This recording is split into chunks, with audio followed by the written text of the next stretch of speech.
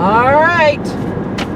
I want to put it on record that it's not going to be all the Southern sayings, but it's going to be a good chunk of them. That I have said this numerous of times, that God is Southern. And Jesus is Southern. Based on the words in the King James Bible. And people are going to say, well, you guys just took those words from the King James Bible. Well then, and people make fun of us for using these words, but actually that should prove that our intelligence is, our vocabulary and intelligence is higher, because we're using Old English. Would you call it Old English, or would you call it? Yeah, the Southern culture is older than, say, the West Coast. We've been around here longer, and a lot of the words that were used in older English are not used anymore, but except in the South, because it's been around longer. They've been passed down from generation to generation. So, yeah, these are English words that are not in use in other areas of the nation. And so there's a richer English vocabulary in the South than other places.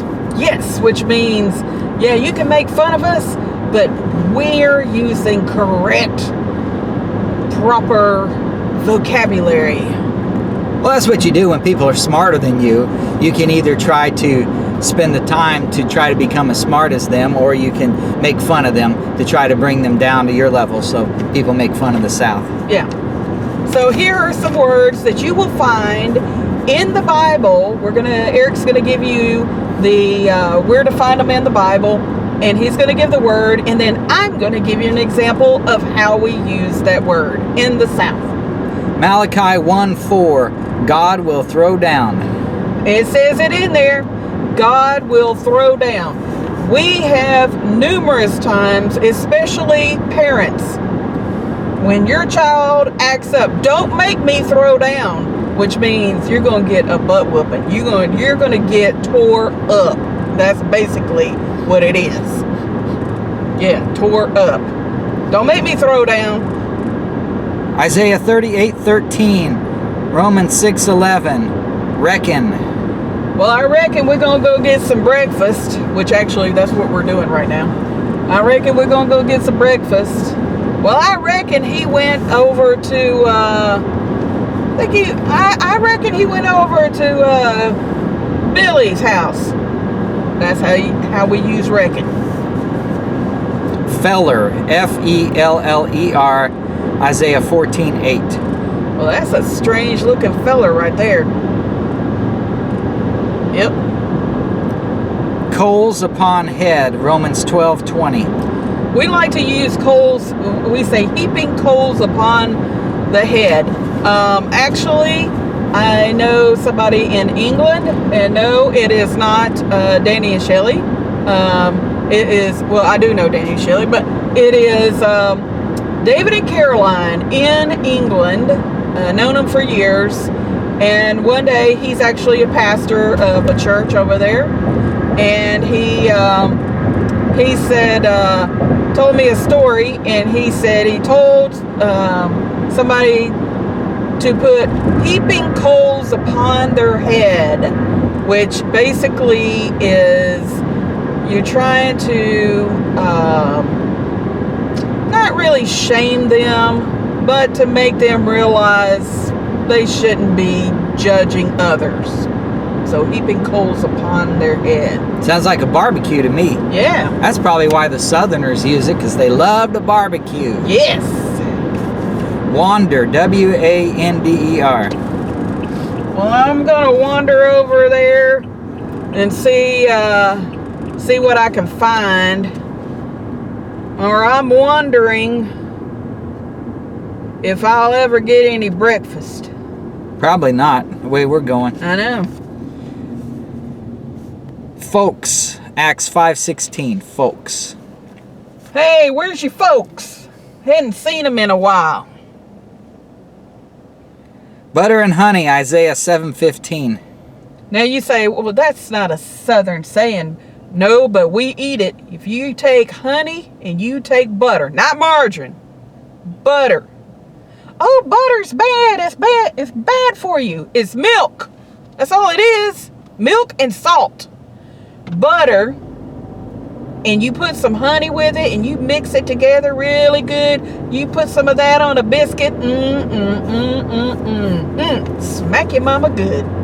Well, that verse there is talking about Jesus. That's what Jesus would eat, butter and honey. See, told you he's a southerner. You take butter and honey, you mix it together, you put that thing on a biscuit. Oh, that's good stuff right there. Beside himself, Mark 3:21. Ooh, good Lord, he must be beside himself. Now, usually when we say beside yourself, it means you're acting crazy. Yonder, Numbers 23:15. I'm going to go over yonder and see if I can borrow a cup of sugar. Yonder, when the roll is called up yonder, I'll be there. Yeah. Oh, I'm going to be there.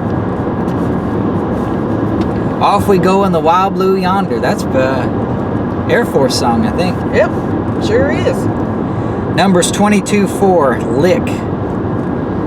Now, lick has a lot of southern sayings have multiple meanings to everything. We got multiple meanings. Now, lick could be like, you see a dog lick something. Or lick, as we like to say in the South, means you got your butt beat. Means, woo, he got a licking.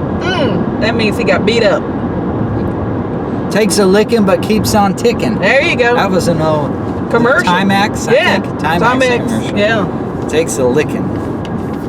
Meddle, Deuteronomy 2:5. That's MEDDLE. Yeah, meddle. I was gonna say, meddle.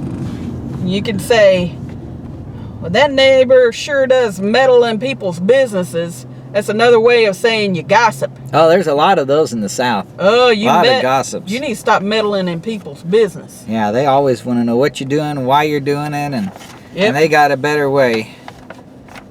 Stones in Deuteronomy 23:1. Stones? STONES. Stones. I'm sure that's talking about the private areas. Yes. I was going to say, we like to also use the southern saying of, well, you got some stones to do that, which means you got some balls. Yeah, I got a basketball at home. Feeble, Deuteronomy 25:18. Oh, bless her heart, they're feeble.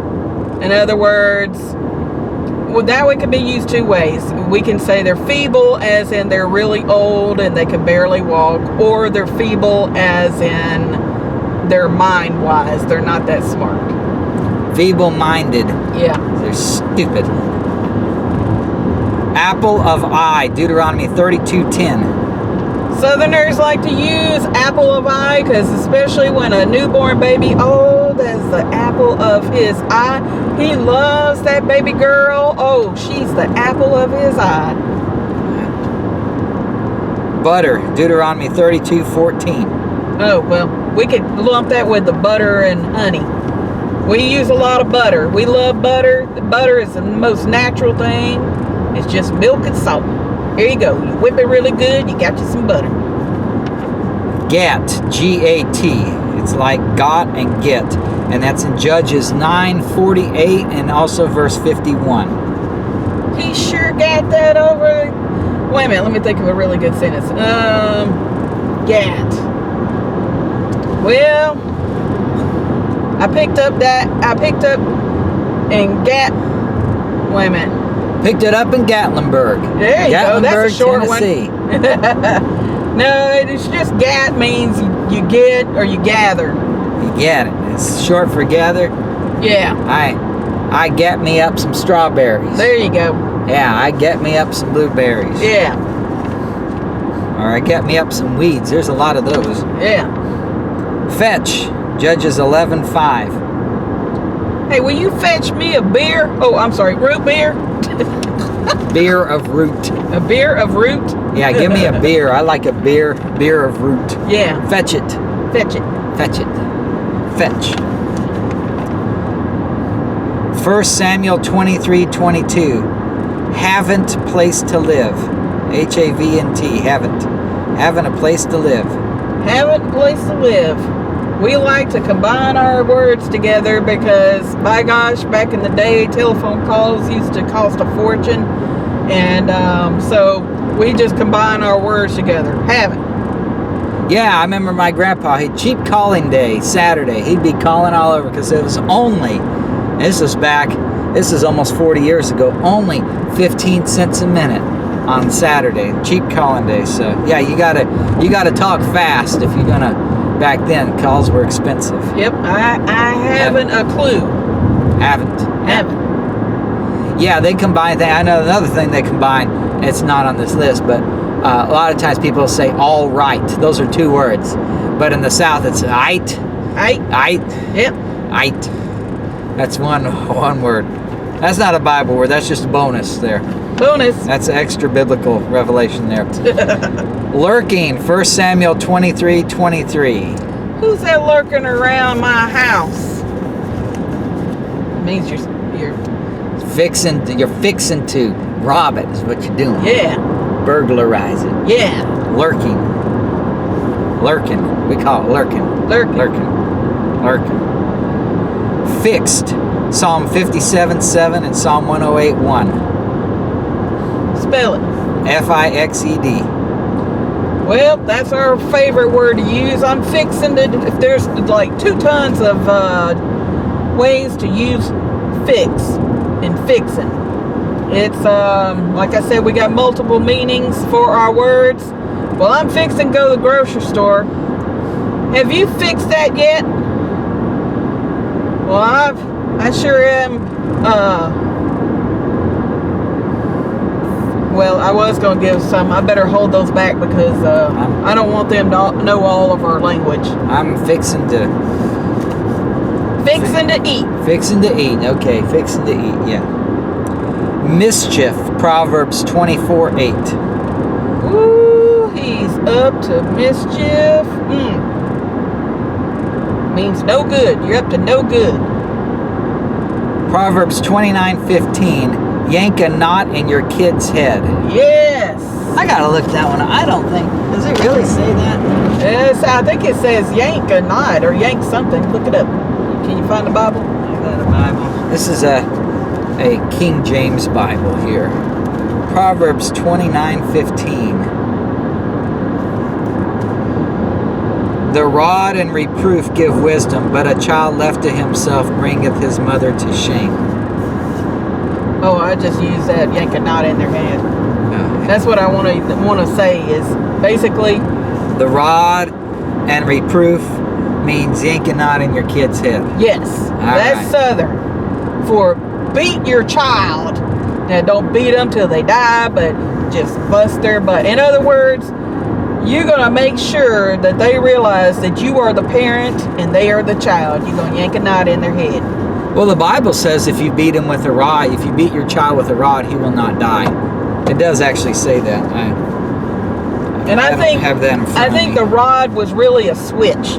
Yeah, it's a You switch. walk out there, you tell your kid to go pick a switch, and if they come back with a big fat one, oh, you're gonna hurt. Well, you know, For a second. But if you pick a long, skinny one that's real wiry, that so you can whip it around and doesn't break, oh, you're gonna get the death beat out of you with that one. well, Psalm chapter 2 and also Revelation 19 says that Jesus will rule the nations with a rod of iron. So you think it's a switch of iron? I think it's a switch. I think he's gonna take a switch to everybody. Beat him with a rod of iron. He's Boy, gonna take a switch. that's gotta hurt. He's gonna do some whooping. Whooping. Ponds for fish, Isaiah 19:10. He's gonna look that one up. You want me to read that verse? Yeah, so you'll know. So I can tell you that. And they shall be broken in the purposes thereof, all that make sluices and ponds for fish. Ponds for fish. We have ponds in the South. We That's have what they some do lakes. here in the South. You'd be driving down the road, and there's just this big pond out there, and they have catfish out there. They're raising catfish. It's a catfish pond. Either They're raising that to catfish eat. or you can have bass. Bass, yeah. Yeah, or trout. Those are the three main fish in Alabama. Rung, W-R-U-N-G, Isaiah 51:17. Well, here's a thing. I'm gonna wrung his neck, which means you ever seen a chicken be killed? You take it by the neck, swing it around, snap its neck, then you take the feathers off, and do your thing, and then dress it, eat it. See, but you wring his neck. We say ring, but sometimes we say wrung. Well, rung is the past tense. I wrung it. Yeah. Awake, awake, stand up, O Jerusalem, which hast drunk at the hand of the Lord the cup of his fury. Thou hast drunken the dregs of the cup of trembling and wrung them out. Yeah. It's past tense, wrung them out. Yeah. Oh, I wrung his neck. Yeah. How about rung the bell? Can you say that? I rung the bell. Well, you can. No. Time for school. The school bell rung. Yeah. We rung the bell. Victuals. Jeremiah 40 verse 5. Victuals. Spell And he it. said we call them victuals. Yeah, we call them victuals. V-I-C-T-U-A-L-S. Victuals. In the King James Bible, it says victuals, but we took that C out of there. And we just call them victuals. Yeah, if you ever watch the old Beverly Hillbillies, they're always talking about victuals. And if you don't know what victuals are, that means food. It means vegetables. Victuals. You're eating victuals.